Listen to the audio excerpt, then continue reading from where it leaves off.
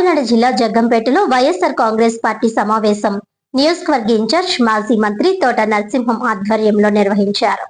ఈ కార్యక్రమానికి ముఖ్య అతిథిగా హాజరైన వైసీపీ జిల్లా అధ్యక్షుడు దారిశెట్టి రాజా మాట్లాడుతూ దేశంలోని పలు రాష్ట్రాల్లో జరిగిన ఎన్నికల సందర్భంగా ఓటర్ జాబితాల అంశంపై చర్చలు జరిగిన విషయాన్ని ప్రస్తావించారు. రాబోయే ఎన్నికల నేపథ్యంలో పార్టీ శ్రేణులు అప్రమత్తంగా ఉండాలని, ప్రతి ఓటును కాపాడుకునే దిశగా సమన్వయంతో పనిచేయాలని పిలుపునిచ్చారు. అలాగే స్థానిక ఎన్నికల్లో పార్టీ విజయమే లక్ష్యంగా నాయకులు, కార్యకర్తలు కలిసికట్టుగా ముందుకు సాగాలని సూచించారు. ప్రభుత్వ విధానాలు, రాజకీయ అంశాలపై కూడా ఆయన తన అభిప్రాయాలను వ్యక్తం చేశారు. ఈ సమావేశంలో ఉభయ గోదావరి జిల్లా విద్యార్థి విభాగం వర్కింగ్ ప్రెసిడెంట్ తోట రామ్జీతో పాటు రావుల గణేష్ రాజా, కరుటూరి వీర్రాజు, రామపుట్టమూర్తి, కాపవరపు ప్రసాద్, చలకల దొరబాబు తదితర పార్టీ నాయకులు, కార్యకర్తలు పాల్గొన్నారు.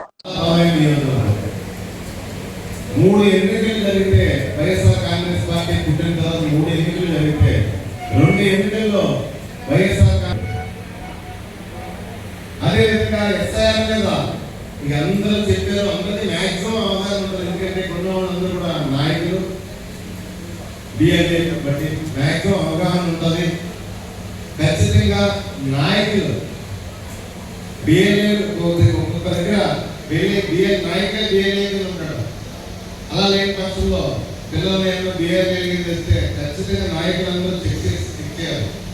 ఎందుకంటే ఒక బిఎల్ఏ మన బిఎల్ఏ ఒకసారి బూత్ లెవెల్ ఆఫీసర్ వస్తే ఆఫీసులో ఒకసారి కలిసి మేము చూసుకున్నాం, మీతో కలిసి నడడానికి సిద్ధంగా ఉన్నామంటే కొంచెం జాగ్రత్త పడతారు. ఎందుకంటే రూరల్ కాబట్టి తుఫాన్ లాగా 2019 మన కార్యకర్తలందరూ కూడా, ఎందుకంటే 2 ఏళ్ళ వరకు రెడ్ బుక్ అని బెదిరించారు. రెడ్ బుక్ ఉండదు, ఏముండదు, అడగడం మొదలు పెడతారు. ఇంకా 5 నెలలు పోతే రోడ్డు ఎక్కి అడగడం మొదలు పెడతారు.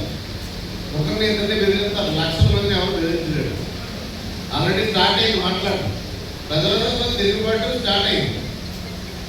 65 లక్షల పెన్షన్లు జగన్మోహన్ రెడ్డి గారు ఇస్తే 53 లక్షలు చేసి మరి ఏ జిల్లాలో పెన్షన్ పంపిణీ జరిగితే ఆ జిల్లాలో 14-18 వచ్చేసరికి పంతొమ్మిది ఎన్నికలు వచ్చేసరికి చంద్రబాబు నాయుడు చాలా జాగ్రత్తగా ఆలోచించి 40 లక్షల ఓట్లు డిలీట్ చేయించాడు. ఓటర్ లిస్ట్ మీ అందరికి గుర్తుగా ఉంటుంది. ఇక్కడ అందరూ సీనియర్ లీడర్స్. ఆ టైంలో 18-19 టైంలో మనం గొడవ కూడా చేస్తున్నాం. మన పార్టీ కూడా యాజిటేషన్ చేసింది, ఇలా ఓట్లు తొలగిస్తాడని చెప్పేసి.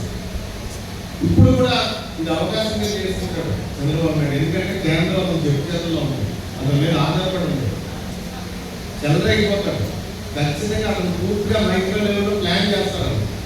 మీ అందరూ సీనియర్లు కాబట్టి ప్రతిదీ ఎక్కడ తేడా జరిగినా టాస్క్ ఫోర్స్ ఉంది, మేము నర్సింగ్ గారు ఉన్నారు, అందరినీ కోఆర్డినేట్ చేసుకుని జరగకుండా చూసుకునే బాధ్యత ఉంది.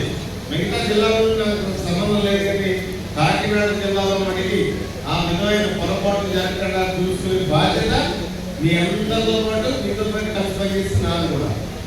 దయచేసి సీనియర్ నాయకులు బిఎల్ఏని జాగ్రత్తగా నడిపించవలసిందిగా కోరుతున్నాను.